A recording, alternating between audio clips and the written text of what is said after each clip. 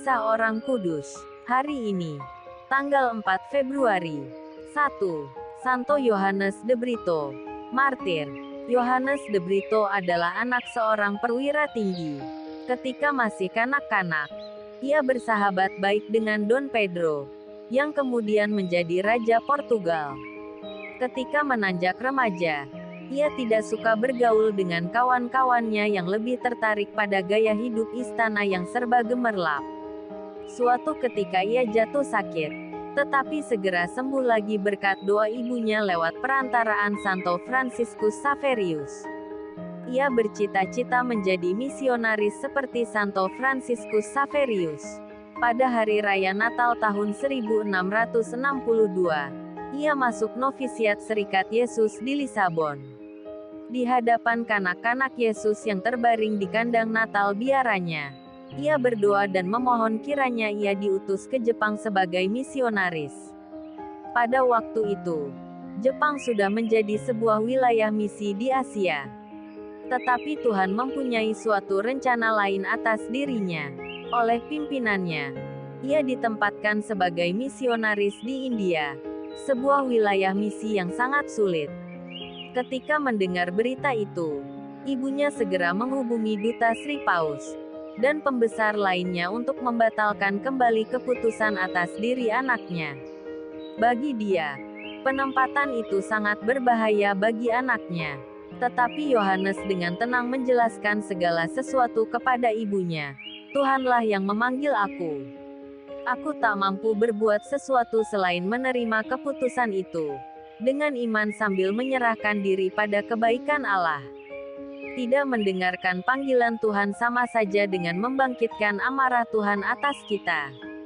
Dalam nama Tuhan, aku bersedia berangkat ke India untuk mewartakan Injil Kristus. Demikian katanya kepada ibunya. Karena keteguhan imannya akan rencana Allah, ia sanggup mengatasi semua rintangan yang menghadang. Ibunya sendiri akhirnya merelakan dia pergi ke India, demi Injil Yesus Kristus. Wilayah misi India masa itu sangat rawan. Yohanes dengan penuh semangat berkarya, demi penyebaran Injil Kristus selama 20 tahun di tengah-tengah aneka rintangan dan hadangan, penderitaan dan kekurangan. Keberhasilannya mempertobatkan orang-orang India membawa dia kepada kematian yang mengerikan.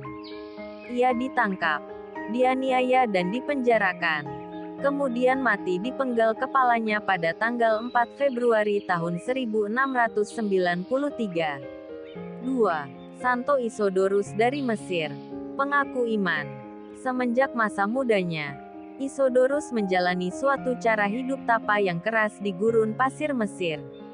Di mata rekan-rekannya, ia dikenal sebagai pertapa yang saleh dan ramah kepada siapa saja yang datang kepadanya, meminta bimbingannya. Ia rajin berdoa dan bekerja. Doa-doa mazmur senantiasa didengungkan sepanjang ia bekerja. Apabila rekan-rekannya menyuruh dia beristirahat, ia menjawab, "Hidup Yesus penuh dengan kerja keras dan doa. Karena itu pun kita hendaknya berbuat yang sama seperti Yesus. Sekalipun saya dibunuh, dibakar dan abu jenazahku ditebarkan di udara, semuanya itu belumlah cukup sebagai balasan kepada Yesus, guruku." Suatu ketika, tatkala ia kembali dari kunjungannya kepada Uskup Theophilus di kota Alexandria, rekan-rekannya menanyai dia tentang segala sesuatu yang dilihatnya di kota. Pertanyaan itu dijawabnya dengan mengatakan, "Saya tidak melihat apa-apa selain Uskup Theophilus." Maksudnya dengan jawaban ini ialah untuk menyadarkan rekan-rekannya akan pentingnya hal pengendalian diri bagi seorang pertapa, di tengah-tengah kegemerlapan dunia, dan berbagai kesenangan duniawi, agar tidak mengganggu persatuannya dengan Kristus. Ia meninggal dunia pada tahun 393. Santa Catarina dei Ricci. Perawan.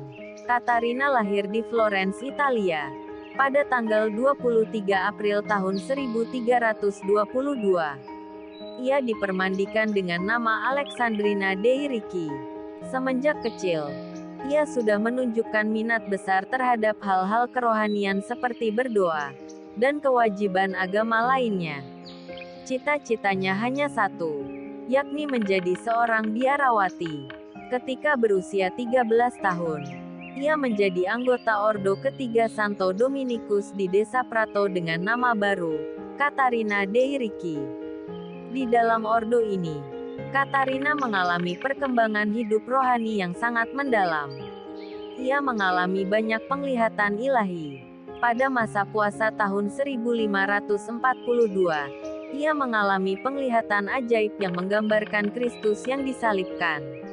Penglihatan itu sungguh mengharukan hatinya, hingga menyebabkan ia sakit selama 3 minggu. Ia sembuh kembali ketika mengalami penglihatan kedua, pada malam Paskah tentang Yesus yang bangkit dan menampakkan diri kepada Maria Magdalena. Penglihatan-penglihatannya yang dialaminya setiap hari Jumat, berlangsung terus selama 12 tahun. Kecuali itu, Katarina pun dianugerahi 5 luka Yesus pada kedua tangan dan kakinya serta lambungnya. Stigmata itu menjadi tanda ilahi yang terus menggerakkan dia untuk selalu merenungkan makna penderitaan Yesus bagi keselamatan umat manusia. Renungan-renungan ini menjadikan dia seorang pencinta dan pendoa bagi jiwa-jiwa di api penyucian.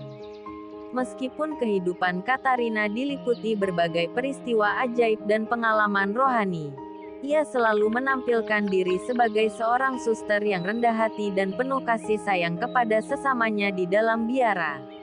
Ia meninggal dunia pada tanggal 2 Februari tahun 1590 di Prato, dekat Florence. 4. Santa Ioanna Valois. Pengaku iman. Ioanna Valois, putri Raja Louis ke-11 tahun 1461 sampai tahun 1483, lahir pada tahun 1464. Ketika menanjak remaja, ia dipaksa ayahnya menikah dengan seorang pangeran dari Orleans. Ketika suaminya naik tahta menggantikan ayahnya Raja Louis ke-11 pada tahun 1498, Ioanna meminta agar perkawinan mereka dibatalkan saja. Alasannya adalah bahwa perkawinan ini hasil paksaan ayahnya bukan keputusan kehendaknya pribadi. Sri Paus pun mengabulkan permohonan Ioanna. Setelah itu, Ioanna tinggal di Bourges. Di sana pada tahun 1501 ia mendirikan Ordo Annonciades, sebuah ordo kontemplatif bagi penghormatan abadi kepada Bunda Maria. Istananya kemudian diubahnya menjadi biara induk untuk ordonya. Sebagai seorang biarawati, Ioanna dikenal sebagai seorang yang sabar, baik hati dan saleh. Ia ditetapkan kudus oleh Sri Paus Pius ke-12 tahun 1939 sampai tahun 1958 pada tahun 1950. Santo Yohanes de Brito, Santo Isodorus dari Mesir, Santa Katarina dei Ricci, dan Santa Ioanna Valois. Doakanlah kami. Kak Carla Channel.